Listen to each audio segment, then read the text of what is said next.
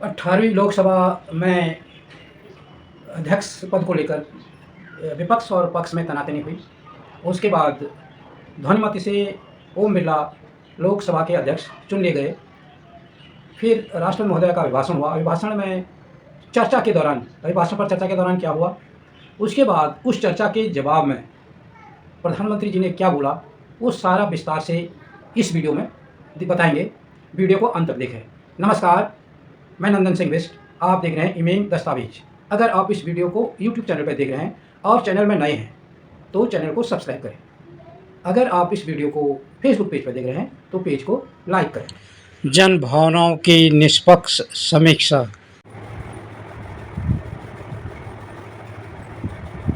Leader of opposition के रूप में राहुल गांधी का पहला वक्तव्य था लोकसभा में, और जो 18वीं लोकसभा है इसका पहला सत्र था।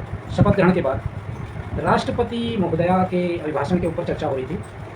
राहुल गांधी ने सभी मुद्दों को, जो विपक्ष के मुद्दे थे, जो देश से जुड़े हुए मुद्दे थे, और जो उन्होंने भारत जोड़ो यात्रा निकाली, और चाहे वो साउथ से नॉर्थ तक की हो या फिर ईस्ट से वेस्ट तक की हो, जो उन्होंने की उसका सारा उसके माध्यम से जनता से जुड़े हुए मुद्दों को उठाने की कोशिश की। साथ ही उन्होंने कोशिश की भारतीय जनता पार्टी को एक्सपोज करने की, जो वो हिंदुत्व के नाम पर अपने को हिंदुत्व का पूरा ठेकेदार समझकर पूरा राजनीति करती है। और इन्हीं बातों को लेकर काफ़ी जो वो लगा हमला हो रही भारतीय जनता पार्टी राहुल गांधी पर, वो इस पूरा सत्र पर जो 18वीं लोकसभा का राष्ट्रपति महोदय का भाषण पर चर्चा का जब जवाब मोदी जी ने दिया, तो वो विशेषकर उन चीज़ों पर फोकस था। और विपक्ष के सभी लोगों ने, चाहे वो सबसे जो बड़ी पार्टी है विपक्ष में कांग्रेस के नेता और विपक्ष लीडर ऑफ अपोजिशन भी राहुल गांधी ने हो, चाहे वो समाजवादी पार्टी के अध्यक्ष अखिलेश यादव हों, चाहे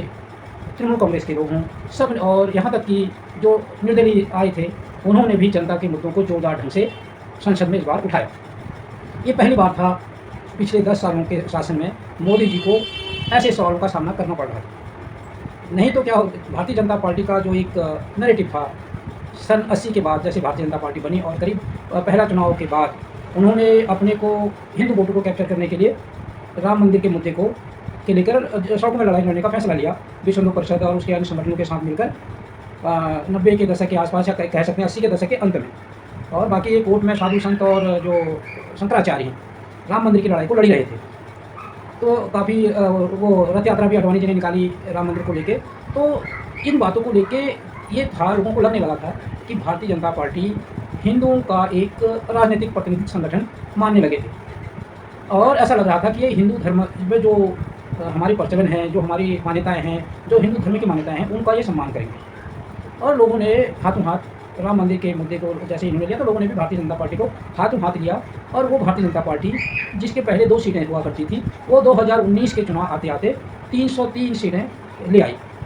परंतु कुछ ऐसा भारतीय जनता पार्टी ने कुछ पीछे किया जिससे हिंदुओं को ऐसा लगने लगा कि ये अब हमारे जो धार्मिक मान्यताएं हैं उन पर भी आक्षेप करने लग गई है, उन पर भी हमला करने लग गई है। उन्हें हमारे धार्मिक मान्यताओं से कोई लेना देना नहीं है। जैसे ही राम मंदिर का फैसला आया, तो जो साधु संत उस मंदिर की लड़ाई को लड़ रहे थे, उनको साइड करके प्रधानमंत्री जी ने अपना एक कमेटी बनाकर राम मंदिर का निर्माण अपने हाथों में ले लिया।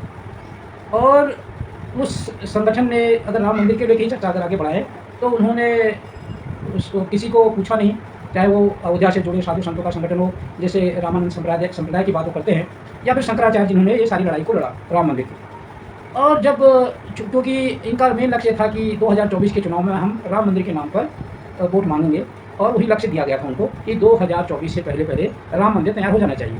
परंतु ऐसा हो नहीं सका। जब राम मंदिर का शिलान्यास हुआ, उस समय विवाद हुआ। शंकराचार्य ने भी कहा कि ये सही टाइम नहीं है, तो ज़बरदस्ती रखा गया। उसमें भी जो धार्मिक मान्यताएं हैं उनकी अनदेखी की गई, और दूसरे संप्रदाय के लोगों को, या फिर जो एक वो नहीं लगता धर्म के अनुसार, क्योंकि जो जिस धर्म से है वो अपने धर्म को निष्ठापूर्वक निभाए। राजनीति के लिए दूसरे धर्म को सबको लाकर उसको एक न्यूट्रल या राजनीतिक मंच बनाने की कोशिश ना करें। तो वो भी शिलान्यास के समय भी ऐसी कोशिशें हुई। और फिर जब प्राण प्रतिष्ठा की बात आई, तो उस समय भी मुहूर्त नहीं होने के बावजूद शंकराचार्यों को दरकिनार कर, उनकी राय को दरकिनार कर, उनको अनदेखी कर, जो हिंदू धर्म के सर्वोच्च गुरु थे और धर्मगुरु हैं, उनको बिल्कुल दरकिनार कर मोदी जी ने प्राण प्रतिष्ठा अधूरे मंदिर की थी। उसके बाद और कई घटनाएँ हुई, उन पर लोगों का इतना ध्यान नहीं रहा। परंतु जब प्राण प्रतिष्ठा के समय शंकराचार्यों की अनदेखी कर मोदी जी ने मुहूर्त के बगैर अधूरे मंदिर में प्राण प्रतिष्ठा की, उसके बाद एक लोगों को समझ में आने लगा कि अब हिंदू 2 तरह के रूपों में बढ़ गए हैं, एक राजनीतिक हिंदू और एक धार्मिक हिंदू। तो जो राजनीतिक हिंदू हैं, वो केवल अपने राजनीतिक स्वार्थ साधने के लिए वो हर चीज़ को अपने हिसाब से चला रहे हैं। मुहूर्त हो ना हो, मंदिर पूरा हो नहीं हो, हमारे धार्मिक मान्यता है वो चीज़ें माने ना माने, पर उनको अपने हिसाब से करना है, अपनी राजनीति के हिसाब से सारी चीज़ें करनी है। उन्हें हिंदू धर्म के हिसाब से सारी चीज़ें नहीं करनी, उन्हें अपने राजनीतिक स्वार्थ के हिसाब से सारी चीज़ें करनी है। वो चीज़ें लोगों को नज़र आई इस दौरान। और जब उसमें भागीदारी हुई, जब उसका प्राण प्रतिष्ठा हुई, उसमें भी ऐसे-ऐसे लोगों को बुलाया गया जिनको नहीं बुलाना चाहिए था। और वहाँ के जो स्थानीय लोग थे, उनकी भागीदारी उसमें, उनको वहाँ एंट्री नहीं दी गई। यहाँ तक कि कोई सामान खरीदने के लिए भी वो बाहर, उनके एक परिवार के लोगों को एक पास दिया गया था। उस पास को लेके वो बाहर अपने ज़रूरी सामान भी खरीदने की इजाज़त उनको इतनी ही दी गई थी कि एक बंदा परिवार से आके अपनी ज़रूरत की ज़रूरी चीज़ें खरीद सकता है। तो ये सारी चीज़ें जब आई सामने, तो ऐसा लगने लगा कि ये कुछ नहीं, भारतीय जनता पार्टी या आरएसएस, क्योंकि उस प्राण प्रतिष्ठा में आरएसएस की भी पूरी भागीदारी थी। और ये मंदिर निर्माण में जो कमेटी बनाई गई, जो सारी चीज़ें प्रकरण हुए, तो लोगों को ये लगा ये सारे संगठन जितने भी हैं, भारतीय जनता पार्टी हो, विश्व हिंदू परिषद हो, या फिर बजरंग दल हो, या आरएसएस हो, ये सारे केवल इनका राजनीतिक स्वार्थ है और ये केवल राजनीतिक हिंदू हैं। और जो धार्मिक हिंदू हैं और जो हिंदू धर्म की मान्यताएँ हैं, उनसे इनका कोई लेना देना नहीं। और वही बात राहुल गांधी ने अप्रत्यक्ष रूप से संसद में कह दी, क्योंकि इनका काम केवल हिंसा फैलाना, झूठ बोलना, नफरत फैलाना, इस तरह की बातें उन्होंने संसद में कही, क्योंकि ये भारतीय जनता पार्टी है, अपने को हिंदू कहते हैं। तो उसको लेके भारतीय जनता पार्टी के सारे लोग, सारे मंत्री, प्रधानमंत्री, गृह मंत्री, सारे उन पर इसके विरोध में खड़े हो गए। और उससे एक और संदेश गया, क्योंकि अब ये चीज़ छन के आ रही है कि राजनीतिक हिंदू और धार्मिक हिंदू वाली जो बातें हो रही हैं, वो उससे पर्दा उठता जा रहा है। अब ये चीज़ और थी कि इसमें अगर देखा जाए कि भारतीय जनता पार्टी का एक जो समझ थी, एक फोकस कर रहे थे पिछले कुछ सालों से, जो मेहनत उन्होंने हार्ड वर्क किया था कि उसको राहुल गांधी को एक कमज़ोर नेता साबित करने की कोशिश जो कर रहे थे, जो वो नैरेटिव वो करते थे उसके बारे में, राहुल गांधी जी के बारे में, उनको पप्पू पप्पू करके उनके जो सोशल मीडिया जो वो था प्लेटफॉर्म, वो शो करने की कोशिश करता था, और तरह तरह की ऐसी दुष्प्रचार होता था अभी भी। तो उनको जो अंडर एस्टिमेट कर रहे थे, वो ऐसा लग रहा है कि इस सरकार में थोड़ा सा अब बड़ी मुश्किल में डालने वाला है, क्योंकि जो अब लोगों का सारा फोकस इन बातों पर रहेगा, क्योंकि मोदी जी को अब सीधा सामना करना पड़ेगा राहुल गांधी का, क्योंकि मोदी जी अगर उसके सदन के नेता हैं, प्रधानमंत्री हैं, तो लीडर ऑफ अपोजिशन अब राहुल गांधी बन गए हैं। तो इन दोनों का अब सीधे आमना सामना होगा। और ये क्या कर रहे हैं, मोदी जी क्या क्या उत्तर देते हैं, वो सामने यहाँ पर अब देखा जाएगा कि कितने संजीदगी से राहुल गांधी जो जनता के मुद्दों को सदन में उठाते हैं, और जनता के मुद्दों के प्रति कितने संवेदनशीलता नरेंद्र मोदी एज ए प्रधानमंत्री निभाते हैं, वो इस बार ये उनके तीसरे कार्यकाल में देखा जाएगा। अब जब उन्होंने जब चर्चा हुई राष्ट्र महोदया के अभिभाषण के ऊपर, चर्चा के जवाब में मोदी जी ने फोकस किया, तो उन्होंने जो राहुल गांधी के अभिभाषण पर ज़्यादा फोकस करने की कोशिश की, और उन्होंने एक शब्द यूज किया कि जो हमारे भगवान होते हैं, जो किसी के भी आराध्य होते हैं, किसी भी धर्म के, वो क्या होते हैं, उसके लिए होते हैं, हमारे आराधना के लिए होते हैं, प्रदर्शन के लिए नहीं होते हैं, पूजा के लिए होते हैं। उनको प्रदर्शित नहीं किया जाना चाहिए, क्योंकि राहुल गांधी ने अलग अलग भगवानों की, अलग अलग धर्म के जो वो है, जिस धर्म के जिसकी ऊपर निष्ठा है, उनकी फ़ोटो को सदन में दिखाया। तो उसको लेकर उन्होंने कहा ये प्रदर्शन के लिए नहीं होते हैं, ये केवल आस्था के लिए होते हैं, पूजा के लिए होते हैं, इस तरीके से उनका राजनीतिक इस्तेमाल नहीं करना चाहिए। जबकि मोदी जी को देखना चाहिए कि चाहे वो केदारनाथ का गर्भगृह से लेकर वहाँ की गुफाओं की बात हो, जहाँ भी मोदी जी गए, चाहे वो उज्जैन का या फिर वो काशी का कॉरिडोर हो, चाहे वो जहाँ भी गया हूँ, जिस मंदिर में गया हूँ, जिस रूप में गया हूँ, उनके साथ कैमरों ने पर जाकर जो प्रदर्शन किया हो, जो मोदी जी को एक एक्सपोजर देने की कोशिश की हो, कैमरा केवल मोदी जी और जहाँ पर वो जाते थे, जिसकी वो पूजा करते थे, उसके अलावा अगर उनके आसपास तीसरा बंदा भी होता था, तो उसको भी कैमरा नहीं दिखाता। तो वो बात भी किसी से छुपी नहीं है। तो जब हम कुछ बातें रखते हैं, तो हमें ये देखना चाहिए कहीं ये हम पर उल्टी तो नहीं पड़ रही। तो मोदी जी ने जो कहा कि ये एक्सपोज प्रदर्शन नहीं करना चाहिए, तो मोदी जी को भी उन कैमरों वालों से कहना चाहिए कि एक्सपोज मत करो, मैं यहाँ पूजा कर रहा हूँ, मैं पूजा के लिए आया हूँ, भगवान को प्रदर्शित करने की ज़रूरत नहीं है। तो ये सारी चीज़ें लागू होती हैं। अब बात रही कि जो हिंदू धर्म के ऊपर, क्योंकि जब विपक्ष सत्ता पक्ष के जितने भी नेता थे, तरह तरह की बातें की, उनका एक ऐसा लगा कि काफ़ी उत्तेजित लगे इन बातों को लेकर। तो राहुल गांधी ने as a politician, as a विपक्ष के नेता जो भी कहा सत्ता पक्ष को, ये उनकी पार्लियामेंट के अंदर की लड़ाई है। अगर हम पार्लियामेंट के बाहर की बात करें धर्म के ऊपर, जो शंकराचार्यों ने कहा प्राण प्रतिष्ठा को लेकर, वो भी जनता से छुपा नहीं है। जो ज्योतिर्मठ पीठ है उत्तर का, जोशीमठ में जो बैठते हैं, अभिमुक्तेश्वर शंकराचार्य, उन्होंने स्पष्ट कहा, उनके साथ भी जब उन्होंने कहा कि अभी मूर्ति मंदिर पूरा नहीं हुआ है, मुहूर्त सही नहीं है, यहाँ पे अभी प्राण प्रतिष्ठा नहीं की जानी चाहिए, तो उनके खिलाफ भी काफ़ी जैसे राहुल गांधी के खिलाफ हुए हैं अभी वक्तव्य आ रहे हैं, उससे भी ज़्यादा वक्तव्य उनके खिलाफ आए।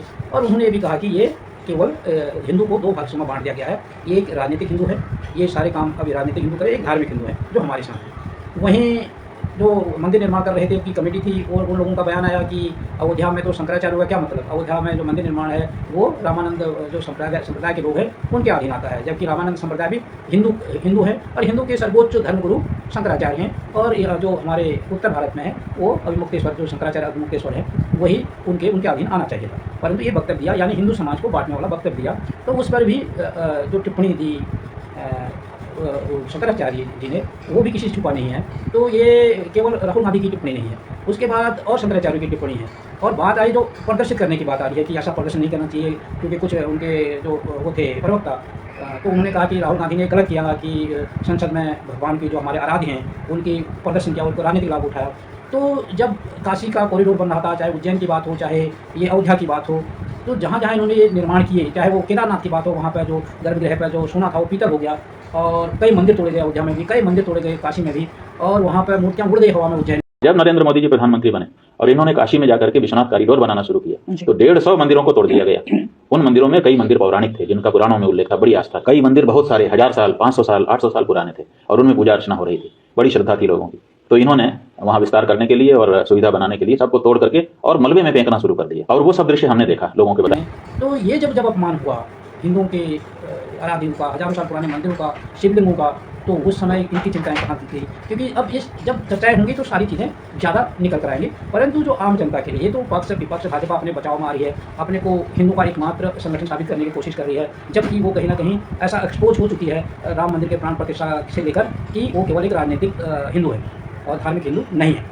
और यहाँ पर जो चीज़ें आई, अब वो अपने बचाव में आ रहे। तो जहाँ तक बात रही विपक्ष ने मजबूती से अपने सारे मुद्दे उठाए, और एक करारा विपक्ष की ज़बरदस्त विपक्षी भूमिका उन्होंने सदन में निभाई। और आगे जाके ऐसा लगता है कि जो जनता के मुद्दे हैं वो बहुत जोरदार ढंग से विपक्ष उठाएगा, और जो संवेदनशीलता सरकार को दिखानी होगी, और जो मुद्दे विपक्ष उठा रहा है उन पर एक सार्थक चर्चा करनी चाहिए। ये सब देश के हित में, देश के नागरिकों के हित में और देशवासियों के हित में यही सही है। इसमें आपकी क्या राय है, आप अपनी टिप्पणी में जरूर लिखें। अगर आपको हमारी वीडियो पसंद आई हो तो इसे लाइक करें और ज्यादा से ज्यादा शेयर करें, ताकि बाकी लोगों तक भी ये जानकारी पहुंच सके। हमारे चैनल को सब्सक्राइब करना बिल्कुल ना भूलें, और हमारी वीडियोस को सबसे पहले देखने के लिए बेल आइकन को भी जरूर प्रेस करें।